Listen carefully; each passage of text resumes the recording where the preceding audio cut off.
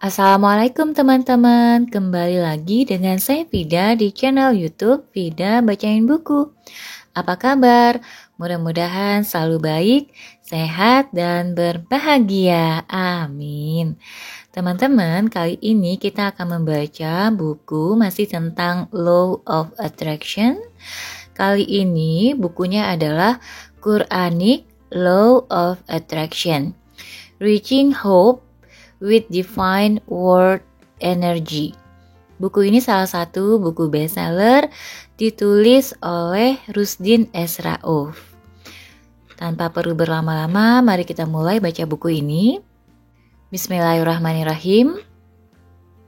Bagian pertama dengan judul Pada Mulanya Adalah Mengetahui. Sebuah kalimat khusus di satu halaman, segala hal dalam kehidupanmu dan sekelilingmu dipengaruhi Law of Attraction, yang merupakan pondasi semua hal yang hadir ke dalam pengalamanmu. Kesadaran tentang Law of Attraction dan pemahaman tentang bagaimana cara kerjanya sangat penting untuk hidup bertujuan dan hidup bahagia. Esther dan Jerry Hicks, penulis Law of Attraction, The Basic of the Teaching of Abraham. Lanjut. Saya sangat beruntung berkenalan dengan buku The Secret dan Law of Attraction, masing-masing karya Rhonda Byrne dan Michael J. Lozier. Kedua buku ini juga udah dibacakan, nanti bisa cek di playlist. Lanjut, kedua buku tersebut mengusik hati terdalam saya. Saya menjadi semakin bertambah penasaran. Tanpa membutuhkan waktu lama, hanya dalam 3 hari, saya melahap habis kedua buku tersebut. Saya terperanjat. Tiba-tiba saya menyadari bahwa isi kedua buku tersebut benar-benar ajaib. Yang lebih membuat saya terkejut adalah ternyata ajaran kedua buku tersebut telah dipaparkan oleh Allah Subhanahu wa Ta'ala dan Rasulullah Shallallahu Alaihi Wasallam beberapa abad silam. Bahkan, jika kita benar-benar memahami Al-Quran dan Sunnah Nabi, kita pasti menemukan banyak hukum ketertarikan di dalamnya. Penjelasan-penjelasan dan bukti-bukti hukum ketertarikan di dalam Al-Quran jauh lebih baik, lebih sempurna dan tidak menyesatkan. Al-Quran pun memandu kita untuk memanfaatkan hukum ketertarikan dengan sangat baik dan sangat sederhana. Semua orang dapat mempraktikannya. Dengan mencapai tingkatan ini, saya yakin kita akan terbimbing menuju stasiun kesuksesan dan kebahagiaan hidup di dunia dan akhirat.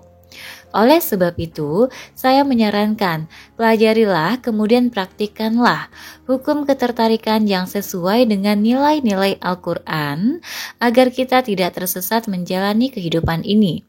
Sekali lagi, kita akan mencapai kebahagiaan yang sesungguhnya, yaitu kebahagiaan dunia dan akhirat. Dalam buku ini, akan saya tunjukkan kepada Anda kekuatan hukum ketertarikan dalam Al-Quran yang selanjutnya sekali lagi menuntun Anda menuju kesuksesan dan kebahagiaan hidup selama-lamanya, insya Allah. Mari kita mulai. Apakah Law of Attraction, hukum ketertarikan itu? Mungkin sebagian Anda merasa kecewa dengan penghasilan sekarang ini. Padahal Anda sudah banting tulang mengejar rezeki.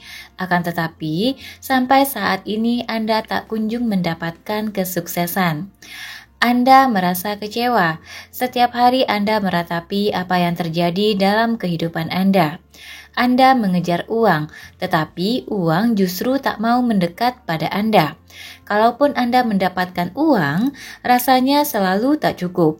Anda pun tak pernah merasakan kebahagiaan dengan pendapatan saat ini. Ada apa sebenarnya? Setiap pagi Anda bangun dengan penuh rasa kecewa. Dalam pikiran Anda terekam bahwa Anda tak mungkin menjadi kaya. Karena memang setiap hari Anda selalu mengalami hal yang sama, rezeki yang susah diperoleh. Pikiran-pikiran seperti itu kerap mengawali kehidupan Anda. Setelah bergulat dengan pikiran tersebut, Anda tak juga mendapatkan uang, alias tetap berpenghasilan pas-pasan. Pada pagi hari, mungkin saja Anda bangun dengan penuh keceriaan. Anda yakin hari ini akan mendapatkan pelanggan yang mau bergabung dengan bisnis Anda. Anda juga yakin jualan Anda akan laku keras. Anda pun bangun pagi dengan penuh senyuman. Anda sholat subuh, berdoa memohon kemudahan padanya, menyapa istri dan anak-anak. Kemudian, Anda pergi menemui pelanggan-pelanggan Anda dengan penuh optimisme dan percaya diri. Hasilnya ajaib, Anda pun memperoleh banyak keuntungan atau hasil penjualan Anda memuaskan. Mungkin juga ketika Anda menelepon teman lama, tiba-tiba saja ia mengatakan bahwa ia akan menelepon Anda. Pada momen lain, ketika Anda menghadiri sebuah acara, tiba-tiba Anda mendapatkan door prize, hadiah mobil misalnya.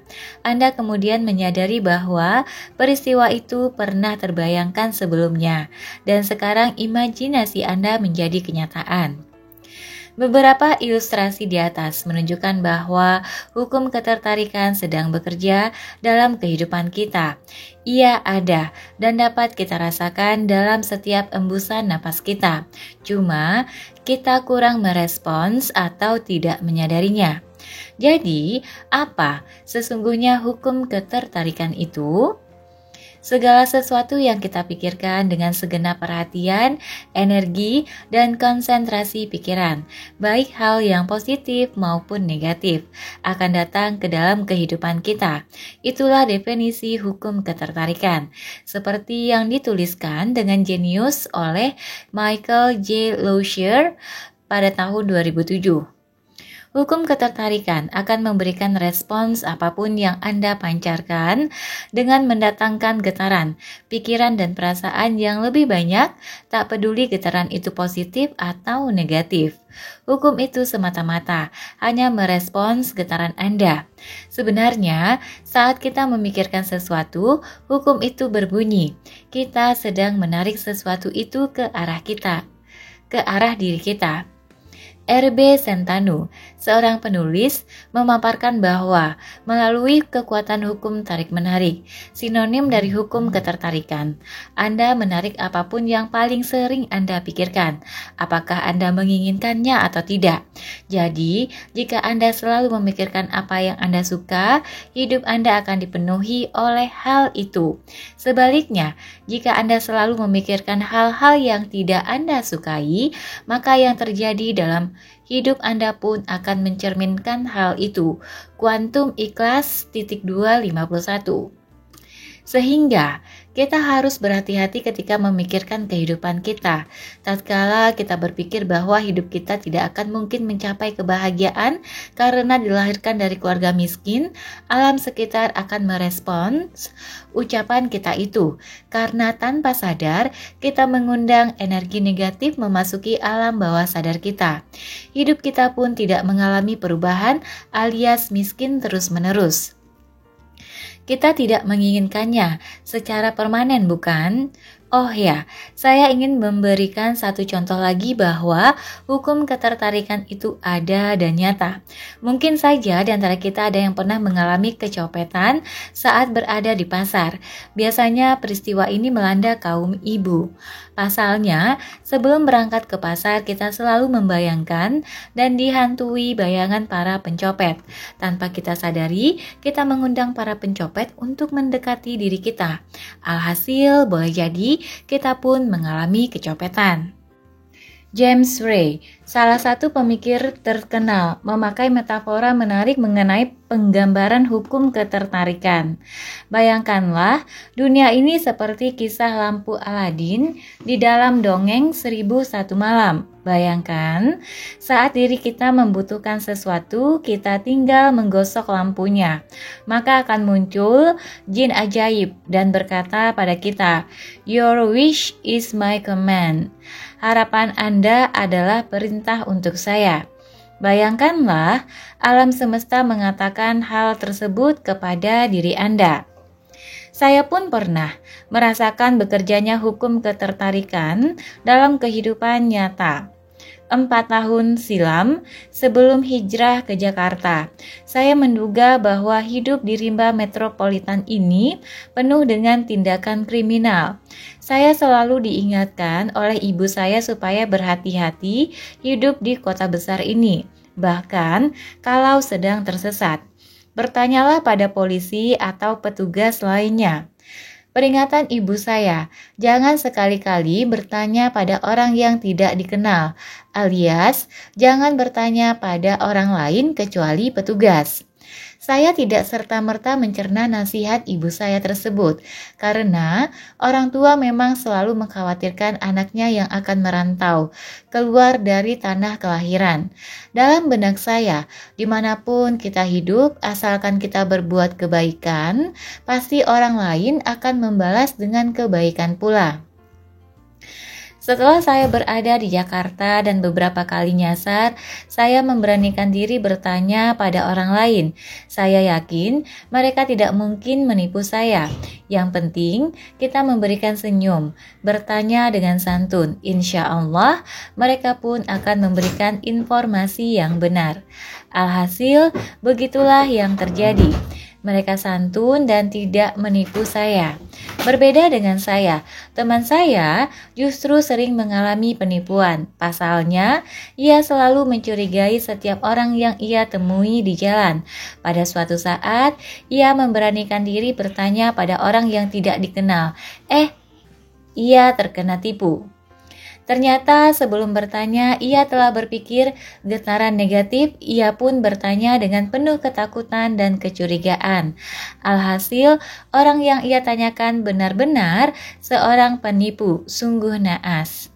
Demikianlah hukum ketertarikan merespons kehidupan kita. Hukum itu ada dan benar-benar nyata. Sayangnya, sebagian di antara kita belum memahami benar bagaimana caranya berkompromi dengan hukum tersebut. Tak hanya sampai di situ, bagaimana kita mendayagunakan hukum tersebut untuk menuju kebahagiaan dan kesuksesan hidup pun penting untuk kita pahami. Tak perlu khawatir, jangan takut dan gelisah. La tahzan.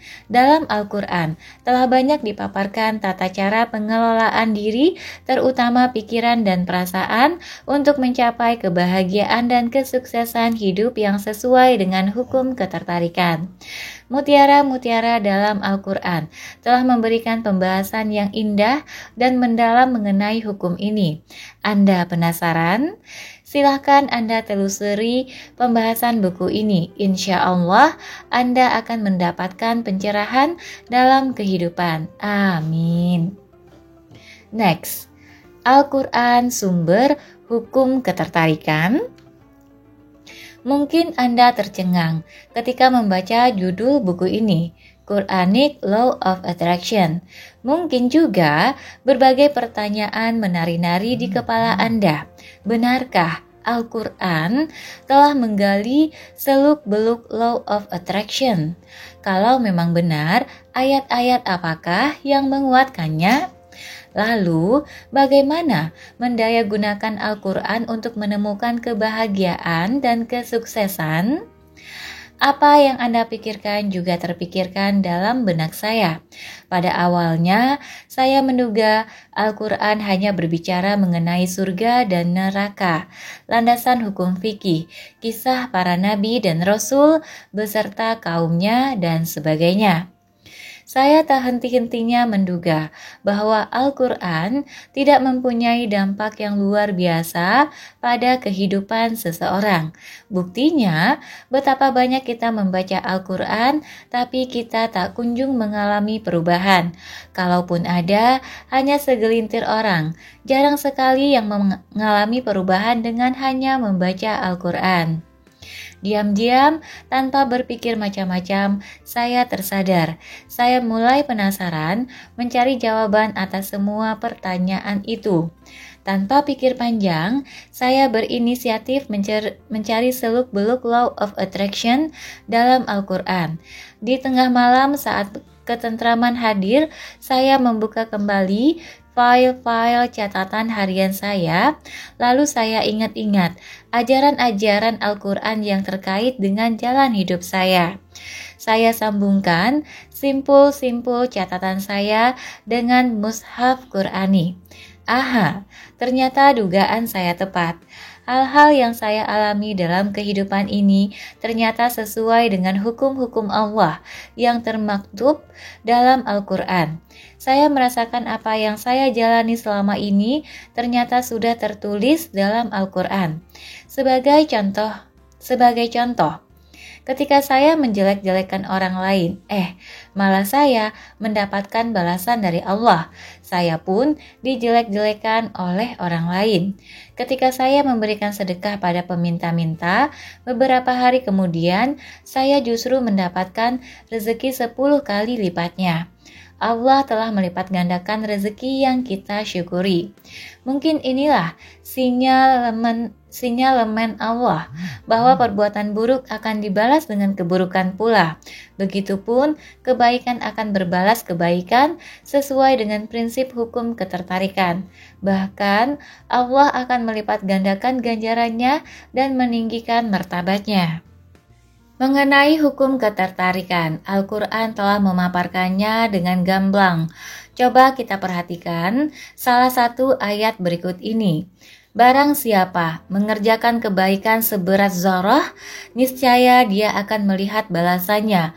Dan barang siapa mengerjakan kejahatan sebesar zarah, niscaya dia akan melihat balasannya. Quran Surat Az-Zalzalah Surat 99 ayat 7-8.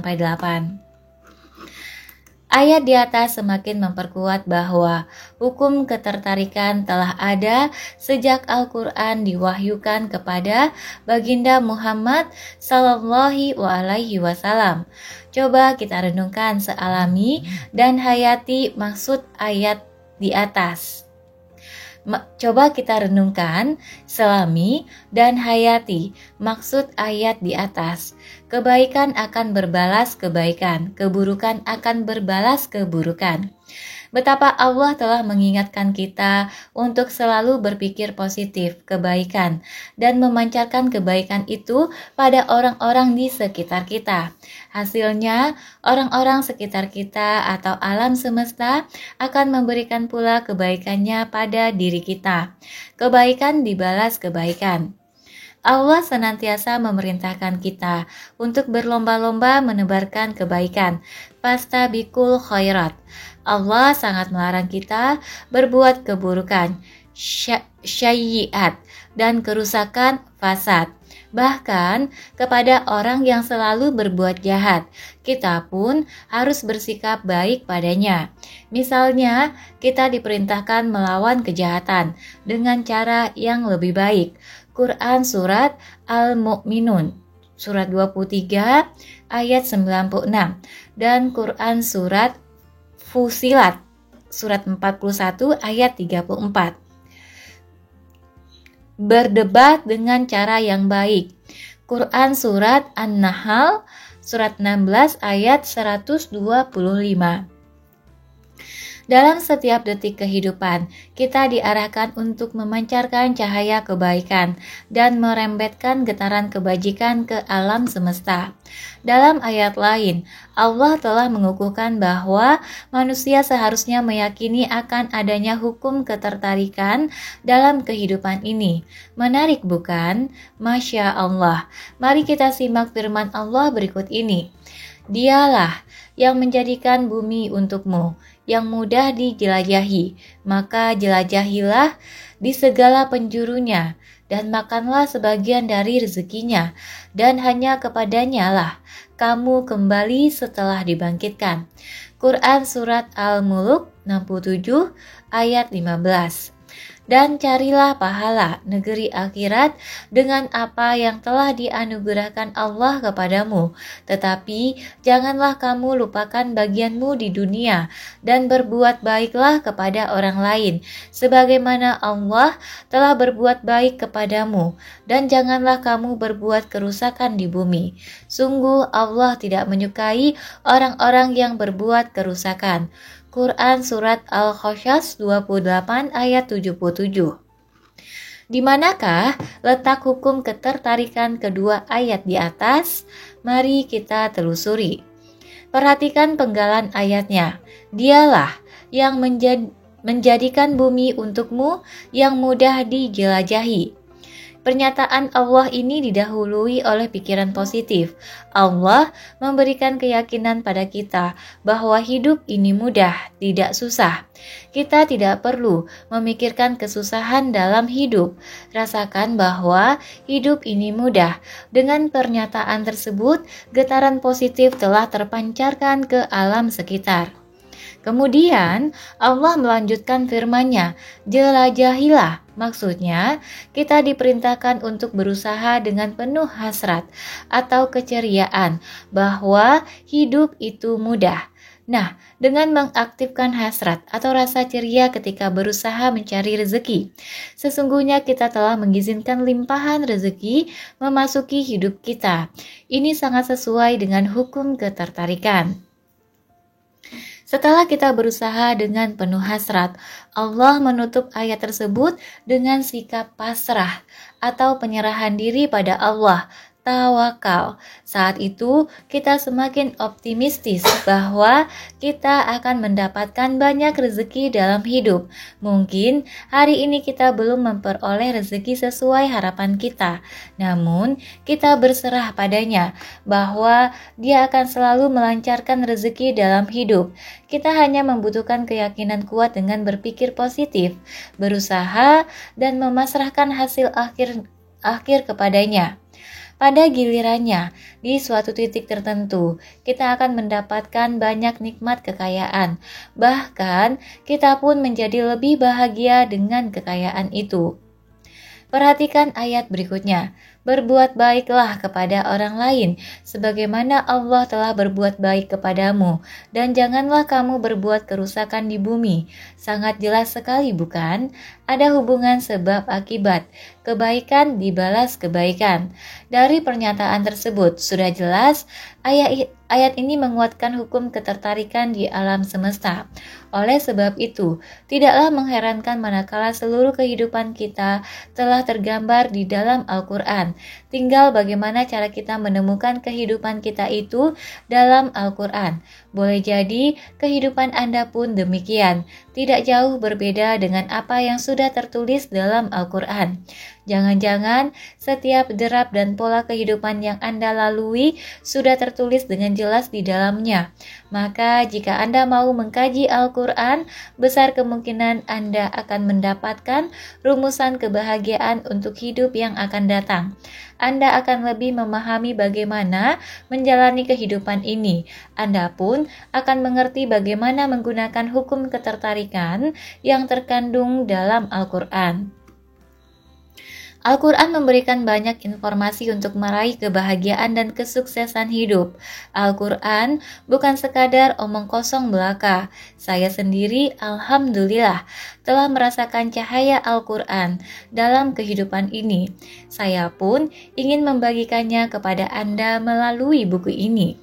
Selama ini, saya merasakan bahwa Al-Quran memberikan energi dalam kehidupan. Setiap kali selepas membaca Al-Quran, hati nurani saya bertambah cerah. Kehidupan saya yang carut-marut, tidak keruan, mulai membaik. Rezeki saya yang pas-pasan mulai tercukupi. Keadaan keluarga saya pun menjadi harmonis. Al-Quran seolah-olah menarik jiwa saya menuju kebahagiaan dalam kehidupan ini. Saya seperti dihujani kebahagiaan yang berlimpah. Sebelum saya mengakrabi Al-Quran, hidup saya tidak punya arah. Hari demi hari yang terus berganti seakan-akan membuat saya seperti robot kehidupan, makan, kerja, dan tidur secara kaku. Kekayaan yang saya miliki terasa tidak ada artinya. Hidup punya banyak harta, tapi kebahagiaan tak kunjung menyelinap dalam hati ini. Saya mengalami krisis kebahagiaan. Gaji yang saya peroleh tiba-tiba habis entah kemana. Bahkan seringkali saya merasa sangat kekurangan. Dalam keadaan seperti itu, hati nurani saya menjerit-jerit. Alhamdulillah, setelah memaknai hidup dengan Al-Quran, saya mulai menyuntikkan energi dan kekuatannya ke dalam jiwa saya. Alhasil, sekarang ini saya bertambah bahagia. Bahkan, ketika permasalahan datang bertubi-tubi, ketenangan saya tak terusik. Tumak ninah bersemayam dalam hati saya.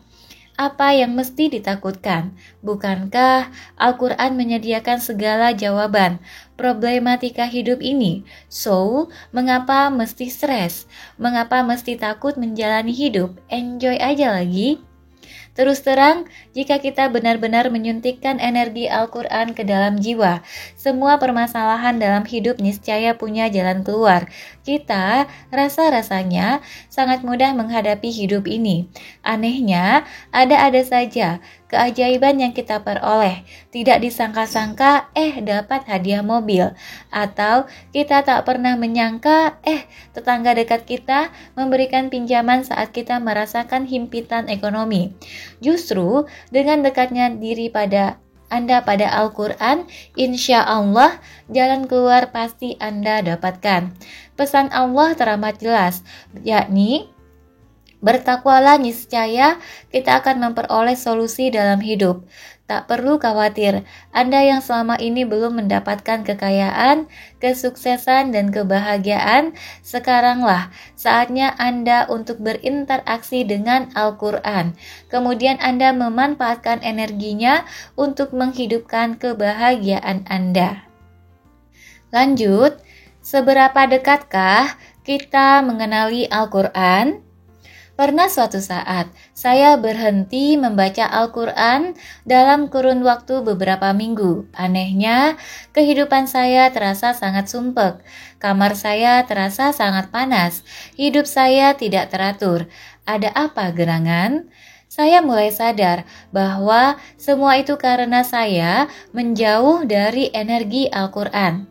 Apakah Anda sering merasakan hal tersebut? Tentu Anda yang belum sama sekali mengarungi samudera Al-Quran belum mampu merasakan perbedaannya, bukan? Oleh sebab itu, saya menulis buku ini. Saya ingin berbagi pengalaman supaya Anda, baik yang belum pernah maupun yang sudah menyelami makna Al-Quran, benar-benar tergugah untuk segera mendekat lebih erat dengan Al-Quran. Ya Allah, rahmatilah diriku dengan kemuliaan Al-Quran ini. Jadikanlah Al-Quran sebagai pembimbing, cahaya petunjuk, serta rahmat bagiku. Kuatkanlah ingatanku pada segala sesuatu yang telah lupa. Berikanlah pengetahuan kepadaku tentang sesuatu yang aku tidak ketahui. Limpahkan rezekimu kepadaku dari sebagian bacaan Al-Quran ini dalam menempuh kehidupanku, baik malam maupun siang. Jadikanlah Al-Quran ini sebagai landasan hidupku. Wahai Tuhanku yang menguasai semesta alam. Doa Rasulullah seusai membaca Al-Quran. Lanjut.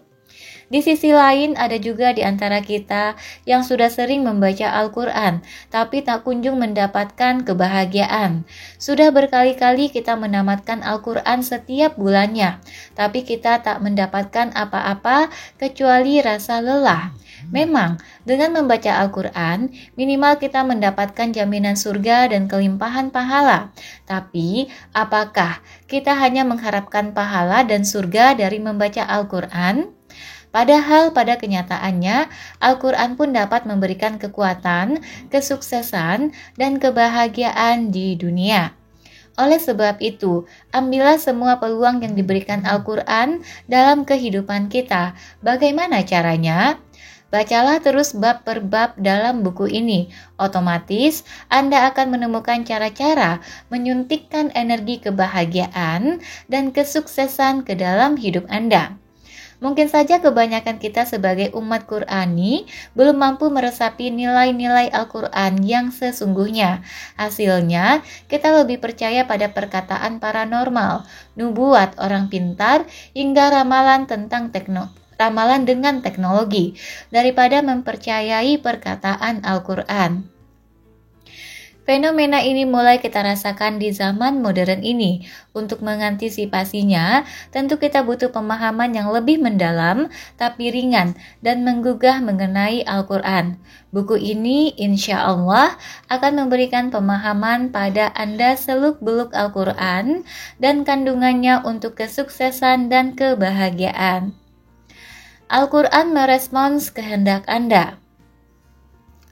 Pernahkah Anda menginginkan sesuatu yang Anda idam-idamkan? Apakah Anda sudah mendapatkannya sekarang ini? Ya atau belum? Kita sering berkehendak memiliki rumah sendiri atau berpenghasilan banyak, tapi kita lupa bahwa semua keinginan kita ada yang mengaturnya.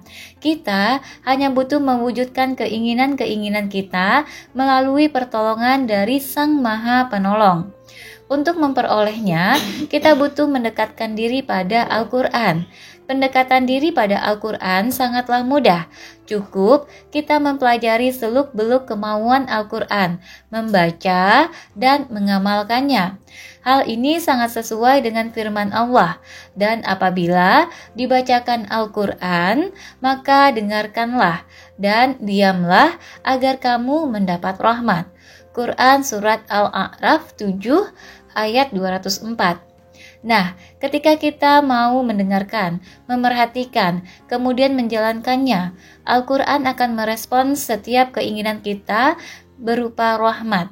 Seolah-olah ia tahu apa yang kita mau. Sebaliknya, justru ketika keinginan kita tidak sesuai dengan tuntunan Allah, Al-Quran akan memberikan respons pada keinginan itu. Alhasil, kita menyadari bahwa keinginan-keinginan itu justru membawa kerugian dalam kehidupan kita. Bisa saja kerugian itu menyebabkan kita tidak bahagia dalam hidup. Kutipan dari ayat Al-Quran. Law of Attraction telah diperlihatkan Allah, yaitu ketika Nabi Ibrahim akan dibakar terpanggang di atas bara api. Nabi Ibrahim meyakini bahwa Allah tidak akan tinggal diam begitu saja. Ibrahim memberikan getaran positif ke alam sekitar, ayat-ayat kauniyah. Alam sekitar pun memberikan getaran balik pada Ibrahim dengan ketundukannya pada firman Allah. Allah pun mengabadikan ungkapan itu dalam Al-Quran, "Wahai api, jadilah kamu dingin dan penyelamat bagi Ibrahim." Quran Surat Al-Anbiya 21 ayat 69. Keuntungannya adalah kita telah memperoleh respons Al-Quran sebelum kita benar-benar mewujudkan keinginan-keinginan kita. Respon Al-Quran bisa saja berupa ayat-ayat Al-Quran yang menceritakan buruknya keinginan-keinginan kita, atau bisa saja tiba-tiba kita menemukan ayat Al-Quran yang memotivasi diri kita untuk segera mewujudkan keinginan-keinginan tersebut.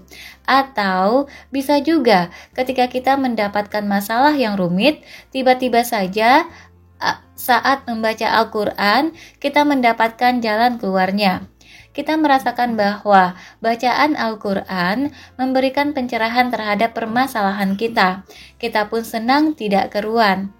Respon Al-Quran bukan semata-mata kita peroleh begitu saja. Kita butuh cara menyuntikkan kekuatan Al-Quran ke dalam kehidupan kita.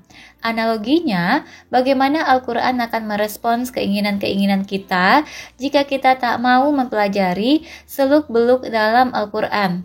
Oleh sebab itu, Anda sebaiknya menyuntikkan kekuatan Al-Quran dalam diri dan kehidupan Anda. Pada lembaran-lembaran berikutnya, dalam buku ini akan Anda dapati cara terbaik menginjeksi kekuatan Al-Quran dalam diri Anda.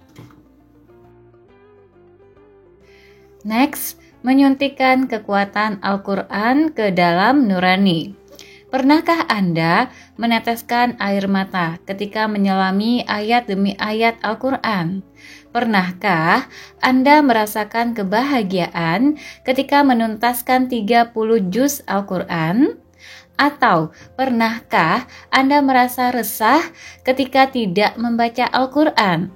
Kalaupun Anda belum pernah mengalaminya, PR besar bagi Anda untuk kembali menyelami Al-Quran. Kalaulah Anda sudah sering merasakan hal tersebut, selamat. Anda telah sedikit banyak menyuntikkan kekuatan Al-Quran dalam diri Anda.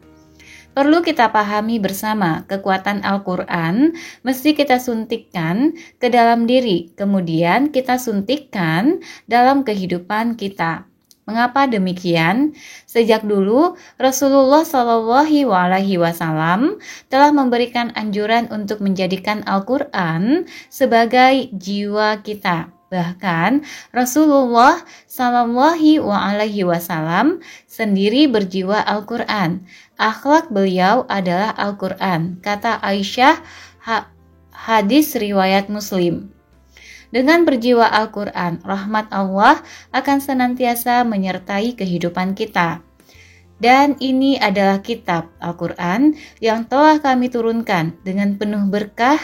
Ikutilah, suntikanlah penerjemah, dan bertakwalah agar kamu mendapat rahmat. Quran Surat Al-An'am 6 ayat 155. Selain itu, salah satu alasan perlunya menyuntikkan Al-Quran ke dalam jiwa kita, agar kita menjalani kehidupan dunia sesuai dengan hukum ketertarikan. Bukankah hukum ketertarikan adalah sunnatullah? Ia tunduk pada hukum-hukum Allah, design of God. Karena memang Allah lah yang mengatur segala hukum ketertarikan di alam semesta ini. Mengenai hal tersebut, Allah berfirman, Dia menciptakan langit dan bumi dengan tujuan yang benar. Dia memasukkan malam atas siang dan memasukkan siang atas malam dan menundukkan matahari dan bulan, masing-masing berjalan menurut waktu yang ditentukan. Ingatlah, Dialah yang maha mulia, maha pengampun. Quran Surat Az-Zumar 39 ayat 5. Pengaturan alam semesta ini sesuai dengan kehendak Allah. Seluruh kehidupan kita berada di dalam genggamannya. Hidup dan mati kita berada di bawah pengendaliannya. Bahkan, kelangsungan alam ini berada di bawah penguasaannya. Oleh sebab itu, semakin kita mendekat diri kepadanya, semakin mudahlah kita mendapatkan apapun di alam semesta ini. Wajarlah kalau para ulama terdahulu selalu merasakan kebahagiaan ketika mereka berinteraksi dengan Al-Quran. Kehidupan mereka selaras, serasi, dan seimbang. Kita tidak pernah menemukan ulama menjadi stres. Bahkan ketika mereka dizolimi oleh orang lain, mereka tetap menunjukkan kebahagiaan. Karenanya, mereka selalu merasa aman. Abdullah bin Mas'ud radhiyallahu anha mengungkapkan, sesungguhnya Al-Quran ini adalah perjamuan Allah. Barang siapa memasukinya, maka dia aman. Az-Zud Ibnu Mubarak halaman 272.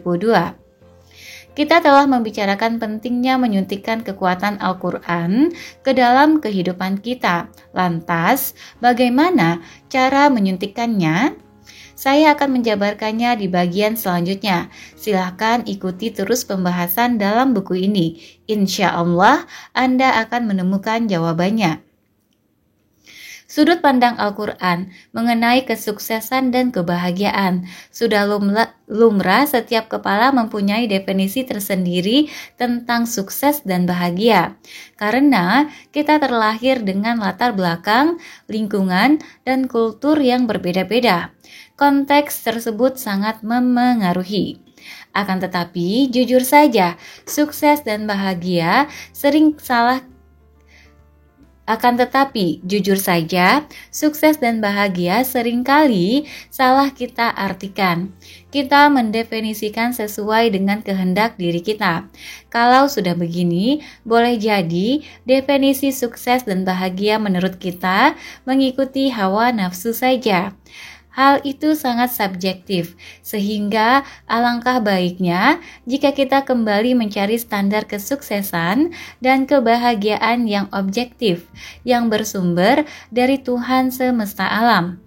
Objektivitas menuntun perbedaan menjadi titik temu yang terang. Dengan demikian, setiap orang mempunyai persepsi yang sama mengenai kebahagiaan dan kesuksesan, walaupun latar belakang kita berbeda-beda. Lalu, untuk apa kita mencari arti kesuksesan dan kebahagiaan yang objektif itu? Keduanya dimaksudkan agar kita menyadari untuk apa kita hidup di dunia ini. Mengapa kita mesti ada di alam ini dan mau kemana kita kelak. Ketika kita mengetahui arti kehidupan, arti kebahagiaan, dan kesuksesan yang objektif, kita menyadari bahwa kita dapat hidup dengan indah di dunia ini dan dapat memberikan banyak kebaikan kepada orang lain. Pada akhirnya, kita hidup di dunia sesuai dengan kehendak Sang Pencipta. Kita tidak akan salah melangkah mengejar kebahagiaan dan kesuksesan. Dengan kata lain, kita telah memiliki tujuan yang jelas, tidak samar. Sebaliknya, ketika kita tidak mengetahui arti kesuksesan dan bahagia yang objektif, boleh jadi setelah memperoleh kebahagiaan dan kesuksesan menurut definisi masing-masing, kita malah bersedih dan menyesal. Ternyata kesuksesan dan kebahagiaan yang kita peroleh tidak sesuai dengan tuntunan Sang Pencipta, melainkan sesuai dengan bimbingan hawa nafsu semata. Ujung-ujungnya kita menyesal.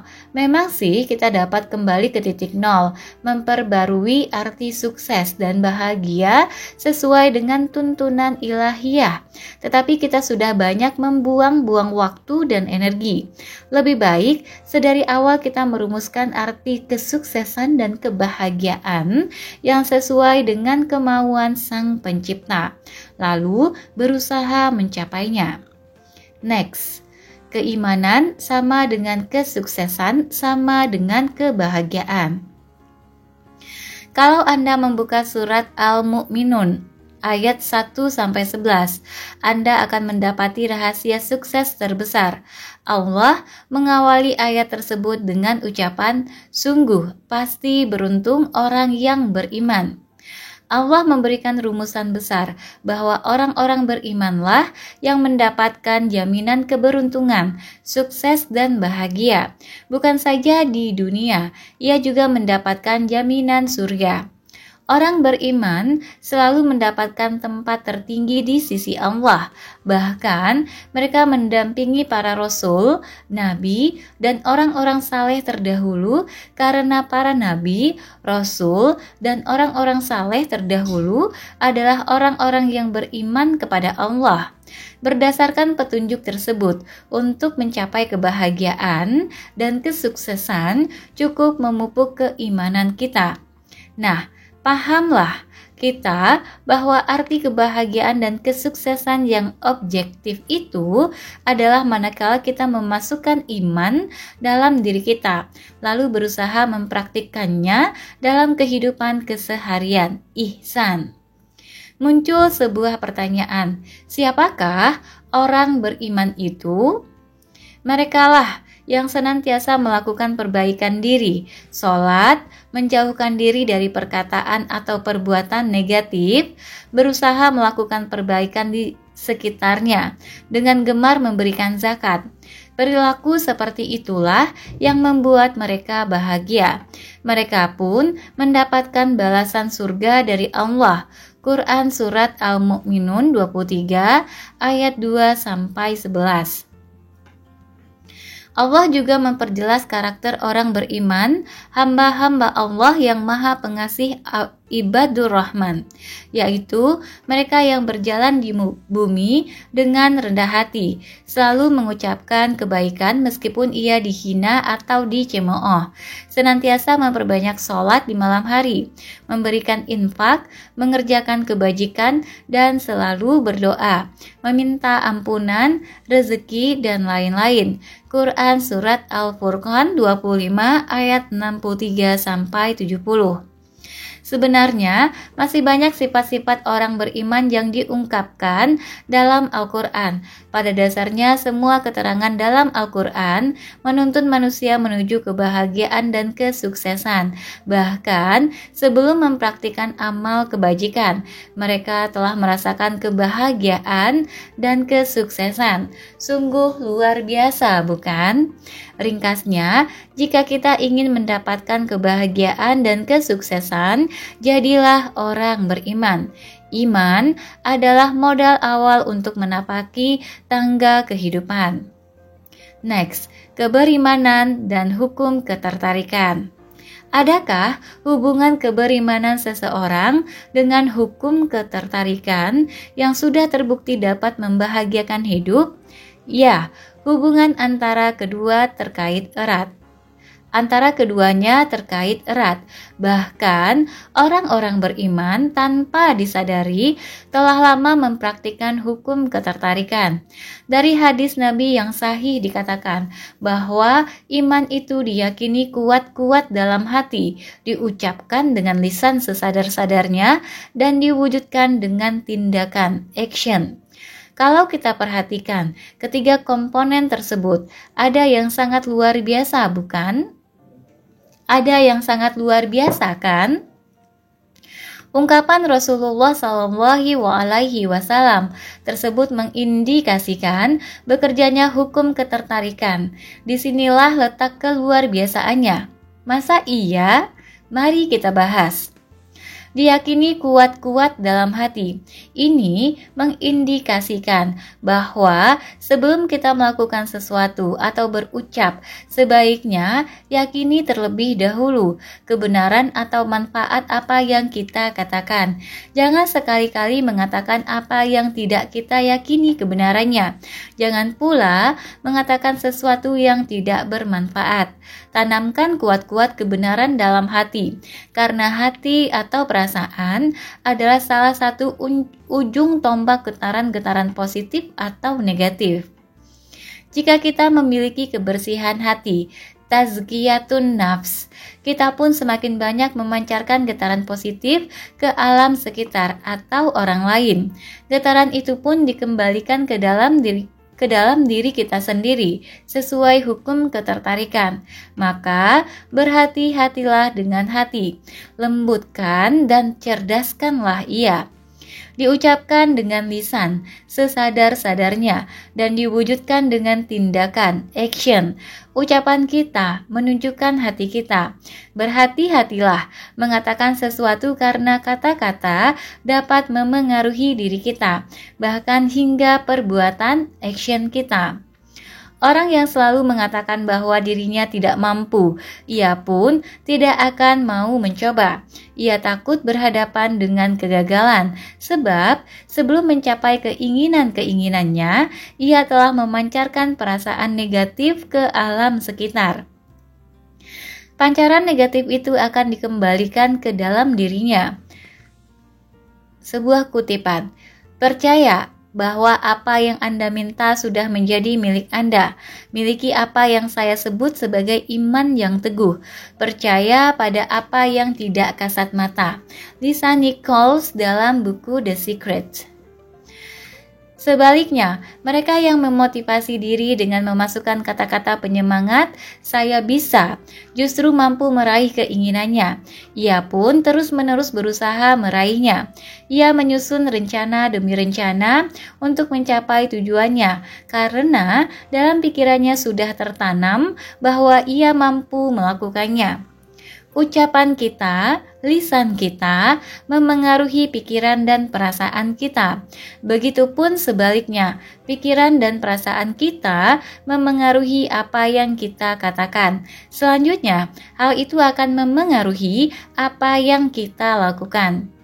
Orang-orang yang beriman harus selaras antara pikiran dan perasaan, lisannya dan tindakannya, setara antara kata dan laku. Orang beriman selalu memiliki perasaan, pikiran, lisan, dan tindakan positif. Dengan demikian, orang beriman selalu memancarkan getaran positif ke alam sekitar, orang lain, teman, saudara terdekat, dan lingkungan, sehingga alam sekitar pun akan mendatangkan getaran yang sama. Maka, orang berimanlah yang mendapatkan kesuksesan dan kebahagiaan. Ia memperoleh keberuntungan yang besar, fauzan azim. Next, bahagia sebelum bertindak. Sebelum membangun rumah, kita pasti membutuhkan banyak perencanaan, mulai dari model rumah hingga biaya yang harus dihabiskan. Biasanya, arsitek menggambarkan bentuk rumah kita. Setelah sepakat dan sesuai dengan kemauan, barulah rumah kita dibangun. Bukan saja pembangunan rumah, proses produksi, barang apapun terlebih dahulu dibuatkan blueprint-nya. Begitupun saat Anda menggambar blueprint kehidupan Anda di dalam kepala. Tentu, Anda bisa saja menggambarkan Anda seorang yang sangat kaya. Jarang sekali Anda membayangkan di samping kekayaan itu Anda tidak berbahagia. Sebagian orang ketika menggambarkan diri mereka justru terfokus pada ketakutan, kekhawatiran, dan keraguan-raguan. Misalnya, takut miskin, takut gagal, takut tidak dapat membahagiakan istri dan mertua, dan seterusnya. Kita merasa sangat takut, paranoia. Dengan kegelisahan itulah, setiap tindakan kita hanya didorong oleh motivasi untuk struggle, berjuang. Alhasil, Anda terus bertindak mengejar kekayaan Anda, tetapi Anda tidak pernah merasa bahagia. Anda merasa sangat tertekan dalam mengejar kekayaan. Dalam benak Anda, menjadi kaya terlebih dahulu, kemudian menikmati kebahagiaan. Rumusan Al-Quran sungguh sangat mengejutkan. Berbahagialah sebelum bekerja, mengejar kekayaan. Allah Maha Tahu bahwa setiap pekerjaan yang kita lakukan dengan rasa bahagia akan menghasilkan output yang memuaskan. Dalam beberapa ayat di dalam Al-Quran, Allah selalu mendengung-dengungkan supaya kita bahagia dalam menapaki hidup ini. Perlu bersedih, tidak perlu takut. Justru, sebelum melakukan apapun, kita dianjurkan mengucapkan kata-kata kebaikan, seperti mengucapkan basmalah, Bismillahirrahmanirrahim, ucapan yang menggetarkan hati kita. Ucapan yang penuh pengharapan bahwa Allah senantiasa menemani kita dalam hidup, bekerja, dan berkarya. Betapa bahagianya diri kita, bukan? Dalam setiap denyut nadi kita, Allah mendampingi kehidupan kita. Allah senantiasa menyertai detik-detik kehidupan ini. Berbahagia sebelum melakukan apapun sudah sering dipraktikkan Rasulullah SAW. Menjelang pagi hari, Rasulullah SAW mengajarkan kita sholat duha. Dalam sholat tersebut, kita berdoa meminta kemudahan, kelancaran, dan kelimpahan rezeki. Setelah sholat duha, air muka kebahagiaan kembali menyirami wajah kita. Kita pun bahagia, lalu segera bergegas menuju ke tempat kerja. Selang beberapa jam, waktu zuhur pun datang. Azan berkumandang di sudut-sudut kota. Matahari mulai bergeser dari atas kepala kita. Hiruk pikuk perkotaan sangat terasa. Tubuh terasa lelah setelah dari pagi hari kita menguras pikiran dan tenaga. Marilah menuju kemenangan. Hayya 'alal falah. Itulah panggilan Allah. Saat itulah waktu yang tepat untuk kembali menstabilkan tingkat emosi kita, alias kembali mengondisikan diri kita pada kebahagiaan. Tunaikanlah sholat zuhur, nikmatilah, lepaskan semua permasalahan yang kita dapati sejenak saja. Lepaskan beban hidup untuk sementara saja. Biarkan kebahagiaan datang meliputi jiwa kita. Berwudulah, rasakan sentuhan butir-butir air yang begitu sejuk. Nikmatilah, subhanallah.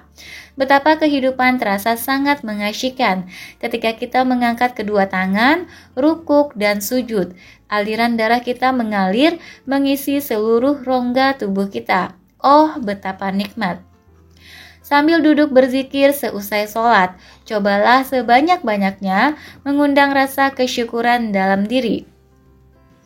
Pikirkan betapa Allah sudah memberikan kesehatan bagi kita, sehingga kita dapat bekerja dengan baik hari ini. Syukurilah, tersenyumlah, lalu berdoalah sepenuh hati.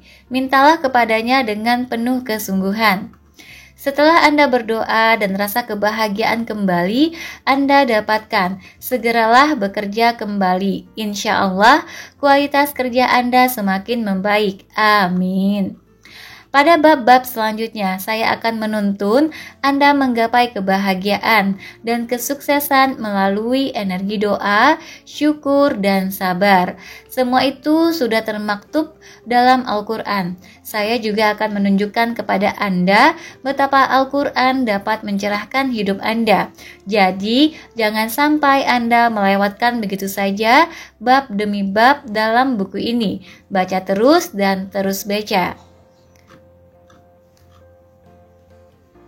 Oke teman-teman, sampai di sini dulu untuk bagian satunya. Nanti kita akan ketemu di bagian keduanya, yaitu pusat-pusat energi dalam Al-Quran. Terima kasih sudah mendengarkan sampai akhir dan mudah-mudahan bermanfaat. Sampai jumpa. Assalamualaikum warahmatullahi wabarakatuh.